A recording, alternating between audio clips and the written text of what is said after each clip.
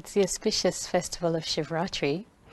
And Sister Jenti, could you explain to us what Mahashivratri actually is? When we say Mahashivratri, then the word Maha signifies greatness, great. And so out of all the festivals within the calendar, I would actually say that Shivratri, Mahashivratri, is the greatest, because this is the commemoration of God's incarnation into the world when it's the time of darkness. They describe the Ratri, the time of darkness, when God descends to actually bring about the day. It's been said that the darkest hour is before the dawn. And if we look around the world now, we can see that it's that time of great darkness, very much needing the incarnation of God to be able to share light with the world and bring about the dawn, the new day. Sister Jenti, you've explained the significance behind this festival, but there are many myths and legends associated with this festival. And so what are the messages that these myths are actually giving? When it's the time of Kali Yuga, the darkest hour, it's at that time that they say that God Shiva incarnates on the earth to bring about the day. And in fact, when they celebrate this, they always have, they choose the time when it's the dark night, a night without the moon, when the moon has reached its point of zero, and it's that darkest period. And it's at that time that the devotees would spend the whole night awake in God's remembrance, chanting, and then the next morning, of course, would be the day, the festival of the birth of Shiva.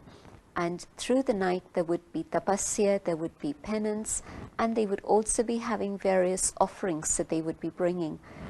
In particular, they would be offering milk. When they have the image of the Shiva Ling, they always offer milk to that image. They would offer various leaves, and in particular they would offer leaves that come from the ak plant, and that's not particularly pleasant, and so it's a surprise that that should be the offering to God. But it commemorates the fact that when human souls come to God, then when they come, then they're not very fragrant. They're a little bit thorny, they're a little bit filled with sorrow and much pain, but also filled with the vices. And so when we offer ourselves to God, we're in that condition. And then it's God's love that's able to transform us. And so the devotees aren't usually aware of this, but this is the story that always is linked with Shivratri, the offering of the ak flowers and the offering of the milk, etc. One of the more spectacular myths is an event that is called the cosmic dance of Shiva. And so what does the myth say about the life, creation, the goals of life, and man's relationship with God?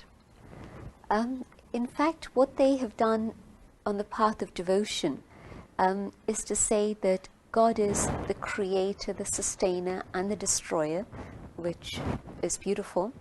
And they have confused a little bit the whole subject of Shiva and Shankar together. And Shiva is the cosmic supreme being, the eternal being who is incorporeal, the being of light, who's then remembered in the form of the oval image, the Shiva Lingam. But Shankar is the image of tapasya, through whom evil is destroyed in the world. And they say that Shiva is the creator of Brahma, Vishnu, and Shankar. So Brahma, the one through whom knowledge is imparted, so that new creation brings about new life, the new day. It gives new birth to souls through the awakening of spirituality and through spiritual consciousness. Then through Vishnu, the sustainer, Vishnu is the image of male and female together. 4 arms, it must be symbolic, it can't be a physical reality. But it's the image of Lakshmi and Narayan representing male and female together. And these 4 arms work together with one head, one direction. And so the unity of thought within the harmonious family life, when it's based on purity, is that which sustains the world. And then Shankar Shankar, the image that's able to destroy all evil. Shankar is the form that's shown of the masculine image with the snakes around his neck, seated on a lion's skin. These are some of the images associated with that. And sometimes when they show the image of Shankar, they actually have a Shivaling in front of Shankar. And it's indicating that Shankar is in meditation, in contemplation of a being who is higher than himself. And so the incorporeal God, the father and mother of the whole of humanity, and then Shankar, through whom evil is destroyed in the world. They say that when the third eye of Shankar opened, everything was destroyed, but it actually represents the destruction of evil. And the conquest of evil is also symbolized by the snakes around his neck. Normally you would be afraid of snakes, and in this case, what's happened? He has conquered them. And seated on a lion's skin, again, the lion, the king of the jungle, representing matter, the animal world. And so the power of tapasya, intense meditation, the power of conquest of evil, all represented in this form. And through that also the power over the elements, the power over nature, the world around us. And so, although Shiva and Shankar have been put together, yet in fact Shiva is the supreme and Shankar has a very specific role to play. And think about how when we talk about Shivratri, we never say Shankaratri, we always say Shivratri. And obviously there is a difference. Or when we're talking about the Shiv Shaktis, again, the ones who are able to take God's power and have that Shakti in their life. So the Shakti, again, it's always associated with Shiva, not with Shankar. And when we speak about the Shiva Lingam, the oval image, again, it's representing God, but it's Shiva Lingam, not Shankar Lingam. So there's enough differences for us to see that, in fact, although we've put them together, they are actually two quite distinct entities, two distinct personalities. And so I think that's been part of the myth and legend. Of course, Shiva and Shankar being confused together has given rise to many other confusions about that. But if we would take it very simply, Shiva, the creator, through Brahma, the creation of a new world, through knowledge, through wisdom, through truth, through Vishnu, the sustenance of the new world, through the power of goodness, the power of purity, and through Shankar, the destruction of evil, the destruction of negativity in the world. You've spoken about Shiva and Shankar, but just focusing on the image of Shiva. And so the image of Shiva, or God, in the form of Nataraja is filled with many metaphysical illusions. And so could you comment on some of these? It's interesting because we were talking about Shiva and Shankar together, and I mentioned how with the opening of the third eye, evil is destroyed in the world. Apart from just the abstract form of evil being destroyed in the world, within the tradition in India, we would accept that time is cyclical and not linear. And so when we think about cyclical time, we're thinking about how from Satyug to Treta, to Dwapar, to Kali Yuga, which means from the Golden Age, to the Silver Age, to the Copper Age, to the Iron Age, and from the Iron Age, we move into the Golden Age again. And so time is eternal, and time moves in this cyclical pattern.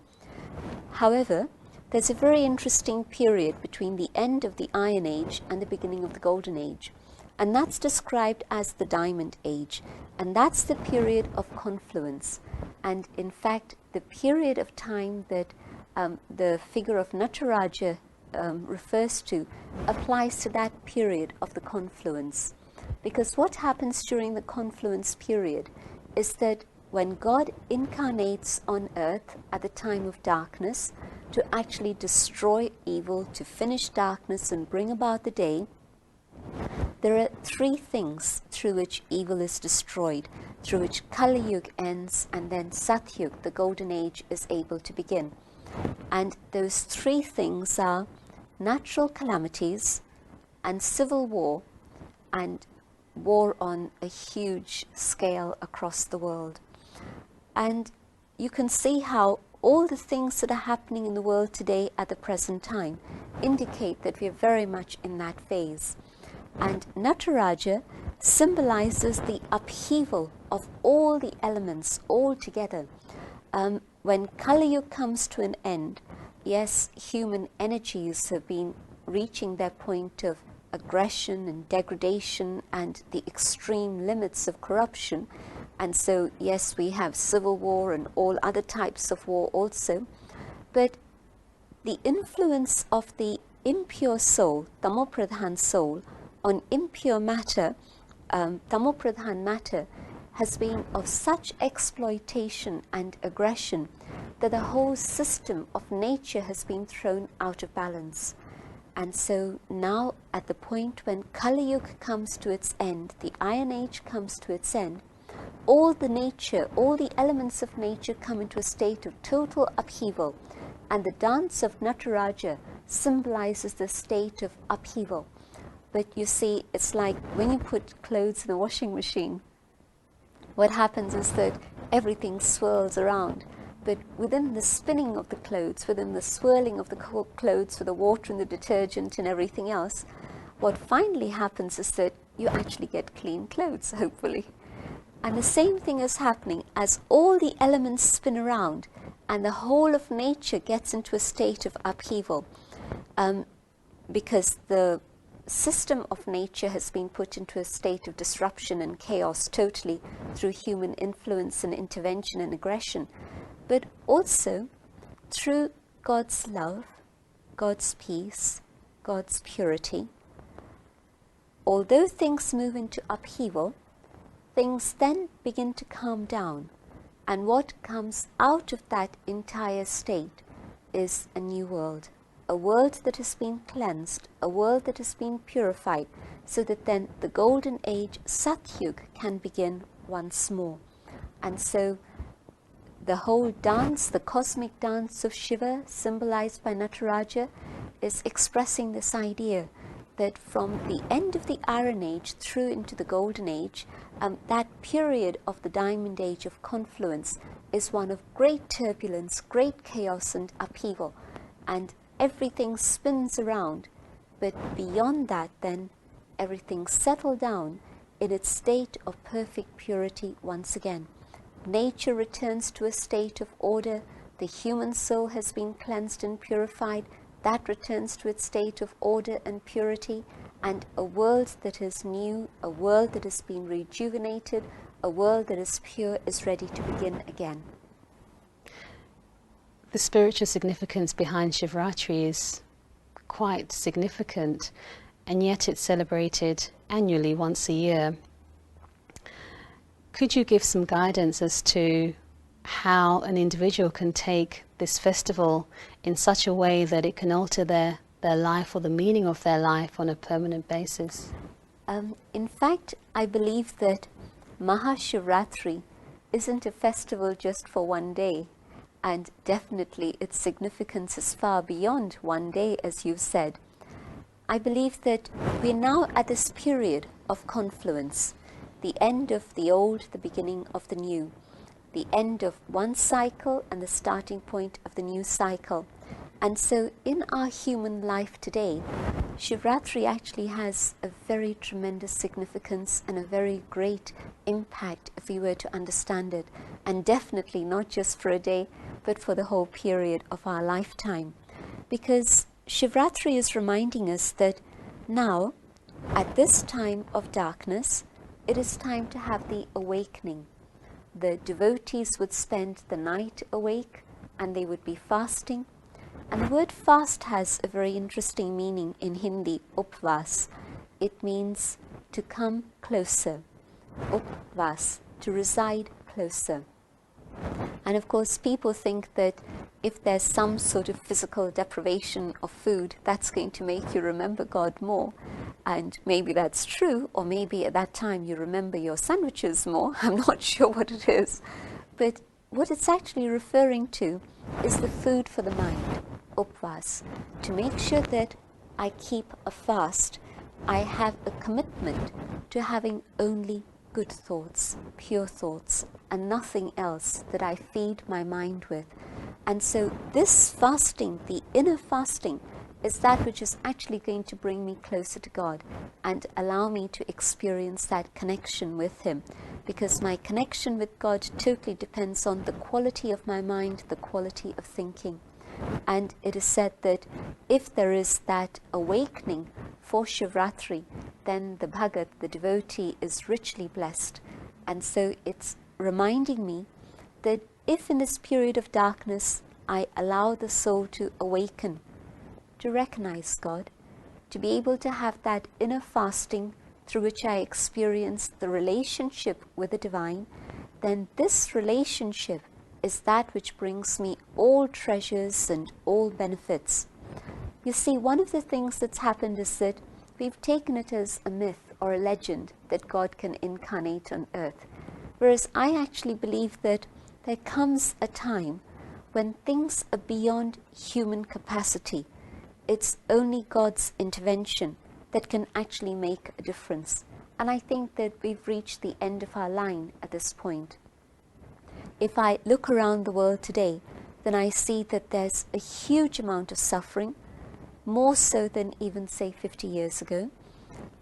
If you talk to people at the United Nations, they will tell you that although the United Nations is working for peace in the world, working for a better world, yet all the different departments, whether they're connected with the environment or children at risk or population or the whole situation of disarmament or women and health, any of these issues, people who head up these departments would agree that things today are worse than they were 50 years ago.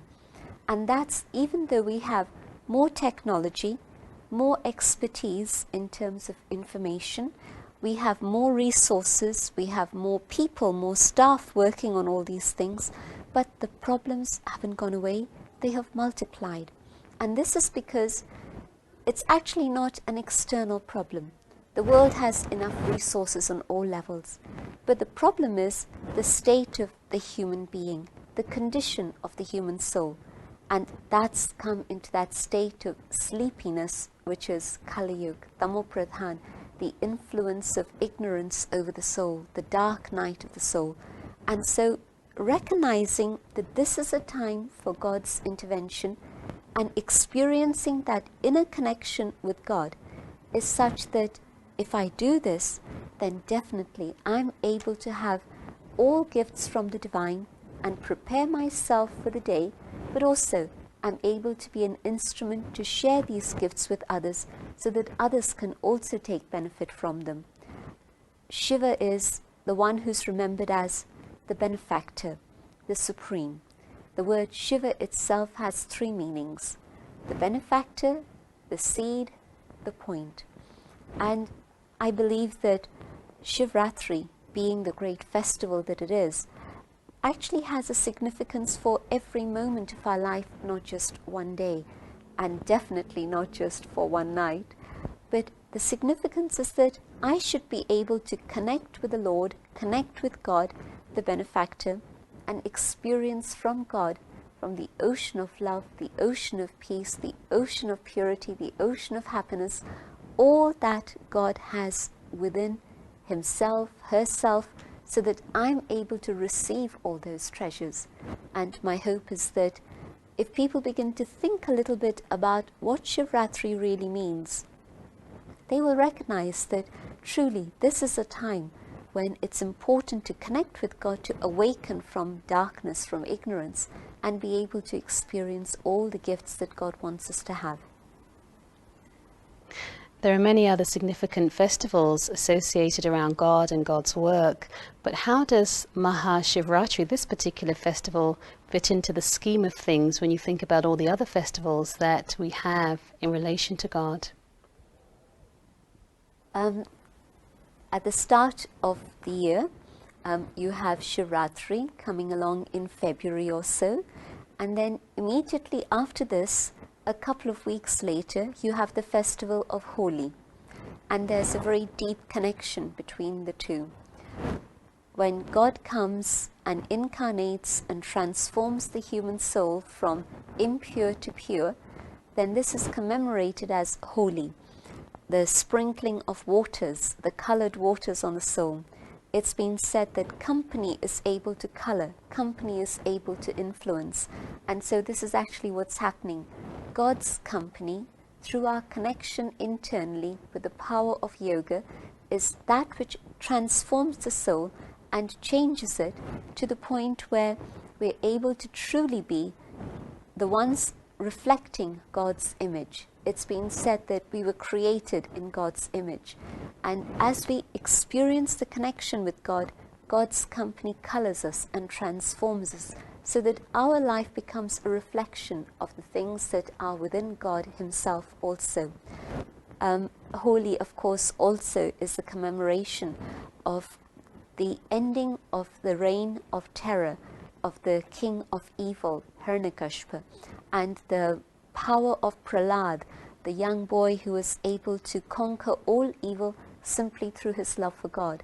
And so when God comes on earth, the understanding that God gives us, whether it's an adult, whether it's a child, even an innocent one, but the one who has that innocence and purity of love is Prahlad, the one who recognizes that there is only one God and refuses to accept any other false image.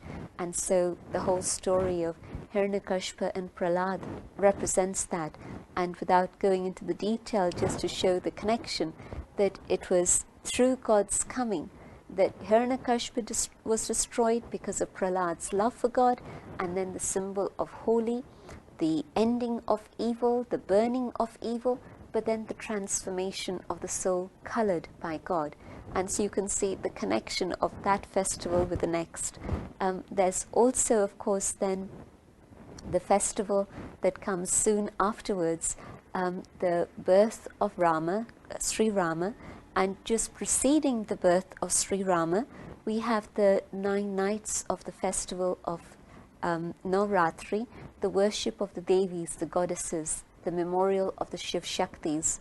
And so I'm seeing how if we start with the seed being God, Shiva, then you can see how all the different activities are commemorated, because there's a story of the ending of evil with Prahlad and Holi.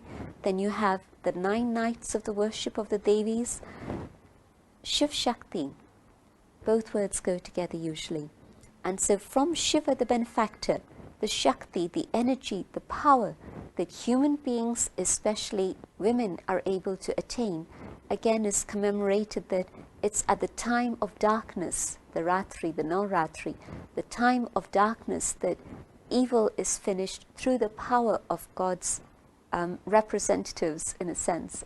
The sisters, the mothers were able to take God's power, and with that power are able to conquer their own evil and finish evil in the world, so that then the kingdom of Rama, the kingdom of God, can come on earth.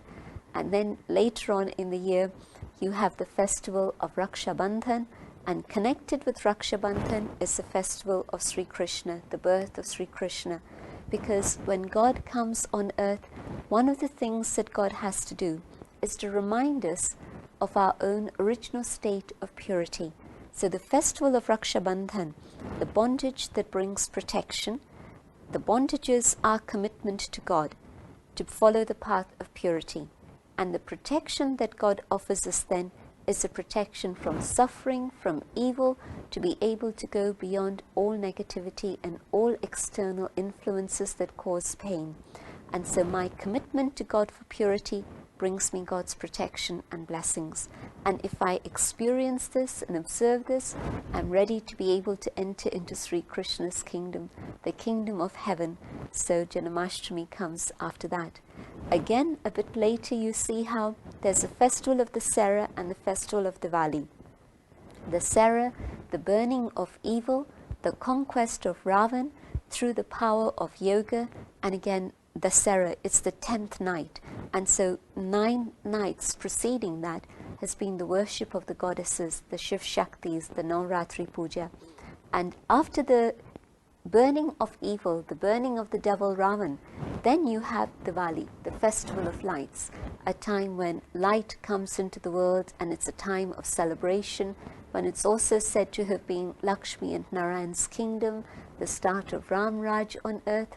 So I'm seeing that many of these festivals come two by two by two, but they all remind us of this fact that there's a time of evil, but with God's help we're able to overcome evil, we're able to conquer evil, and when evil has been conquered, then what follows on after that is then a period of heaven, a period of paradise, call it Ram Raj, call it Sri Krishna's kingdom, but the reminder that then it's a period of goodness on earth, a time of the kingdom of God on earth once more. I believe that we are at this very moment able to experience how God helps us conquer evil and prepares us for the next phase of the world.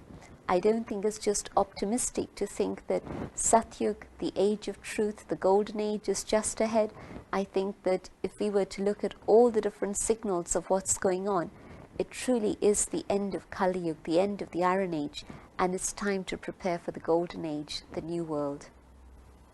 Sister Jayanti, you've given us a huge insight, not just into Mahashivratri, but you've also talked about Raksha Bandhan, you've spoken about Janmashtami and all the other festivals. But is there a specific message that you can give to the viewers today in relation to this festival, Shivratri, a message that can leave an imprint on their life? I'd say, let there be the relationship with Shiv Baba. I use the word Baba, Father, the beloved Father, rather than God. God feels very far away. But Shiva, the benefactor, and Baba, my parent. So I would say that the most important thing is to make that link with Shiv Baba through the awareness of my own spiritual identity of the soul. And if I connect with that being of light, the Supreme, Shiv Baba, then each day I will experience God's protection, God's friendship, God's love, God's support, God's guidance, God's blessings in my life. And this would be my hope, that every human being is able to have the experience of this.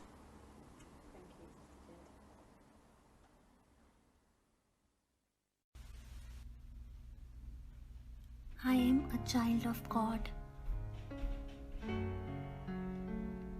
He is the ocean of bliss.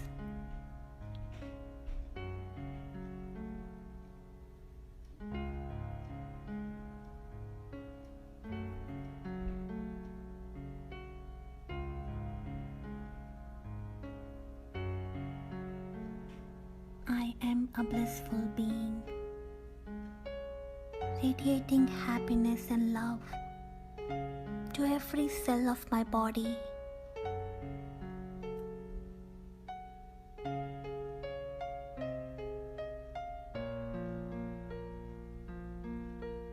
I forgive everyone and heal myself.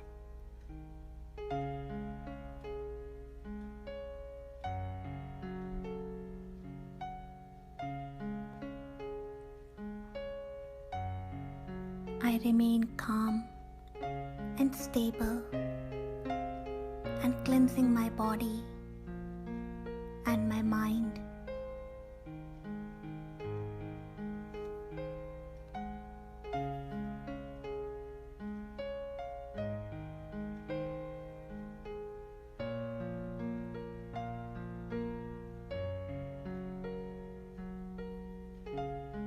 My every thought creates love and happiness.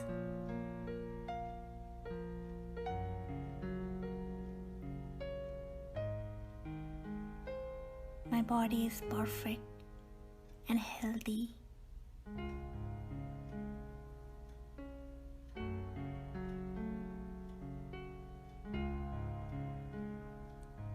I am a blissful being, radiating the rays of bliss in the whole world.